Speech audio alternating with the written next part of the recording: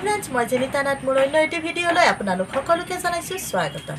যিসকল বন্ধু বান্ধৱীয়ে মোৰ চেনেলটো নতুনকৈ চাই আছে প্লিজ চেনেলটো ছাবস্ক্ৰাইব কৰি ল'ব। আজিৰ ভিডিঅ'ত আমি আলোচনা কৰিম নতুন ভাৰ্চনত গৰ্ভৱতী মহিলাৰ পৰা প্ৰসূতি মাতৃলৈ কেনেকৈ মাইগ্ৰেট কৰিব পাৰি। জানিব পৰা মতে নিউ ভাৰ্চন অহাৰ পিছত আমাৰ বহু বাইদেউসকলে ইয়াত অলপ প্ৰব্লেম ফেচ কৰে বা মিষ্টেক কৰি দিয়ে। সেইবাবে ভাবিলোঁ ইয়াৰ ওপৰত ভিডিঅ' বনাওঁ। মোৰ ভিডিঅ' চাই কোনোবা এজনী বাইদেউৰ যদি উপকৃত হয় মই মোৰ পৰিশ্ৰমৰ মূল্য পোৱা বুলি ভাবিম। দেখিব পাৰিছে গৰ্ভৱতীৰ লিষ্ট আৰু ইয়াৰে যিকোনো এজনী গৰ্ভৱতী মহিলাৰ প্ৰসূতি মাতৃৰ লিষ্টলৈ কেনেকৈ মাইগ্ৰেট কৰিব পাৰে তাকে চাম। মই গৰ্ভৱতীৰ লিষ্ট অ'পেন কৰি ৰাখিছোঁ। ইয়াৰ পৰা এজনী মাতৃক চিলেক্ট কৰি ল'ম। শ্বাহিনুৰ বেগম চিলেক্ট কৰি ল'লোঁ আৰু এই শ্বাহিনুৰ বেগমৰ সোঁফালে তিনিটা ডট দেখিব পাৰিছে, তাত ক্লিক কৰিম। আমি জানো যে এই তিনি ডটত ক্লিক কৰিলে এটা নিউ পেজ অ'পেন হ'ব, য'ত আমি মাইগ্ৰেট টু লেক্টেটিং মাদাৰ অপশ্যনত যাওঁ আৰু নিউ ভাৰ্চনত এই অপশ্যনটোৱে অকণমান পৰিৱৰ্তনহে হৈছে। মই 3 ডটত ক্লিক কৰি লওঁ। 3 ডট ক্লিক কৰাৰ পিছত এয়া চাওক মাইগ্ৰেট টু লেক্টেটিং মাদাৰ এই অপশ্যনটো আমি চিলেক্ট কৰি ল'ম, কিয়নো এইটো অপশ্যনতে গৰ্ভৱতীক প্ৰসূতি মাতৃলৈ ৰূপান্তৰ কৰিম। এতিয়া আমি মাইগ্ৰেট টু লেক্টেটিং মাদাৰ অপশ্যনত ক্লিক কৰিম। এতিয়াৰ পৰা আমি যেতিয়াই গৰ্ভৱতীক প্ৰসূতি মাতৃলৈ ট্ৰেন্সফাৰ কৰিম, যেতিয়াই মাইগ্ৰেট টু লেক্টেটিং মাদাৰ অপশ্যনত ক্লিক কৰিম, তেতিয়াই আমাৰ সন্মুখত এনেকুৱা পেজ অ'পেন হ'ব।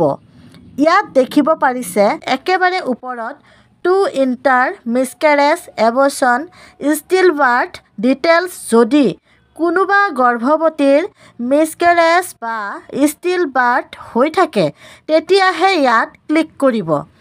আমাৰ যিহেতু তেনেকুৱা নাই, চ' আমি য'ত চকু ৰাখিব লাগে সেইটো হ'ল তলত গৰ্ভৱতীৰ নাম লিখা আছে শ্বাহিনুৰ বেগম, গৰ্ভৱতীৰ বয়স দিয়া আছে, প্ৰেগনেঞ্চি মান্থ দিয়া আছে আৰু EDD দিয়া আছে। ইয়াত এতিয়া আমি পেজৰ অলপ তলৰ পিনে যাম।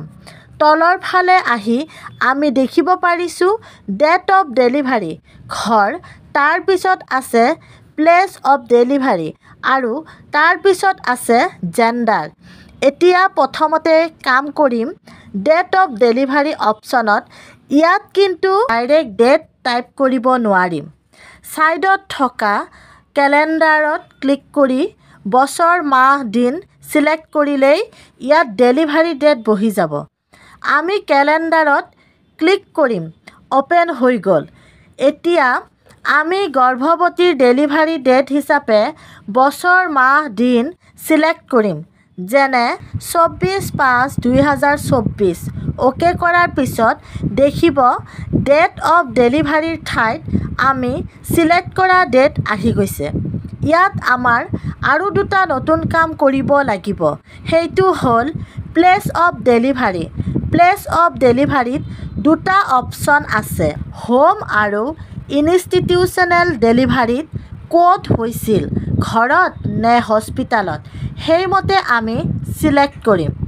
তাৰ পিছত আমি যাম জেণ্ডাৰ অপশ্যনত, য'ত আমি চিলেক্ট কৰিব লাগিব যে গৰ্ভৱতীজনীৰ ল'ৰা হৈছে নে ছোৱালী হৈছে। সেই হিচাপত বইজ অৰ গাৰ্ল চিলেক্ট কৰিম। আগতে এই অপশ্যনবোৰ নাছিলে। এতিয়া আমাৰ এনেকৈয়ে প্ৰচেছ কমপ্লিট কৰিব লাগিব। মই প্লেচ অফ ডেলিভাৰী চিলেক্ট কৰি লৈছোঁ আৰু জেণ্ডাৰত চিলেক্ট কৰি লৈছোঁ। ইয়াৰ পিছত আমাৰ কৰিবলগীয়া হ'ল জন্ম হোৱা শিশুৰ ওজন আৰু উচ্চতা, birth weight and birth weight. এই অপশ্যন দুটাও আগতে নাছিল। এই অপশ্যন দুটা আমি আগতে শিশু এণ্ট্ৰি কৰোঁতে পাইছিলোঁ, কিন্তু এতিয়াৰ পৰা আমি যেতিয়াই গৰ্ভৱতীক প্ৰসূতি মাতৃলৈ ট্ৰেন্সফাৰ কৰিম তেতিয়াই এই অপশ্যন দুটা ফিল আপ কৰিব লাগিব। এতিয়া এই দুটা অপশ্যন মই ফিল আপ কৰি ল'লোঁ আৰু তলত দিয়া প্ৰচিডত ক্লিক কৰিম। প্ৰচিড ক্লিক কৰাৰ লগে লগে চাইল্ডৰ নেম অপশ্যনটো অ'পেন হ'ব। ইয়াত আমাৰ বহুতৰে কনফিউজন হয় যে আমি শিশুৰ জেণ্ডাৰ হাইট ৱেট জানো আৰু ফিল আপ কৰিলোঁ, কিন্তু শিশুৰ নামটো জনা হোৱা নাই। কোনো অসুবিধা নাই, কিয়নো নেম আমি যিকোনো সময়ত এডিট কৰিব পাৰোঁ। যদি ল'ৰা জন্ম হৈছে তেনে ল'ৰাৰ যিকোনো নাম এটা দি দিব আৰু যদি ছোৱালী জন্ম হৈছে তেনে যিকোনো ছোৱালীৰ নাম দি দিব। আৰু যেতিয়া আমি জন্ম হোৱা শিশুটোৰ শুদ্ধ নামটো জানিব পাৰিম, তেতিয়া আমি লগে লগে এডিট কৰি শুদ্ধ কৰি ল'ম। নেম দিয়াৰ লগে লগে নেক্সট অপশ্যনবোৰ আহি পৰিব। কেটেগৰী যাৰ যিটো সেইমতে দি দিব। তাৰ পিছত আছে do you belong to religious minority. যদি আমি ধৰ্মীয় সংখ্যালঘু হওঁ তেনে য়েছ কৰিব আৰু অন্যথা ন' চিলেক্ট কৰিব। তাৰ পিছত আমি দেখিব পাৰিছোঁ বাৰ্থ ৱেট এণ্ড হাইটৰ অপশ্যন দুটা হাইড হৈ আছে, কিয়নো আমি আগতে ওপৰত ফিল আপ কৰি আহিছোঁ। ইয়াত আৰু নতুনকৈ দিব নালাগে। তাৰ পিছত আছে ৰেচিডেণ্ট টাইপ পাৰ্মানেণ্ট আৰু টেম্পৰাৰী।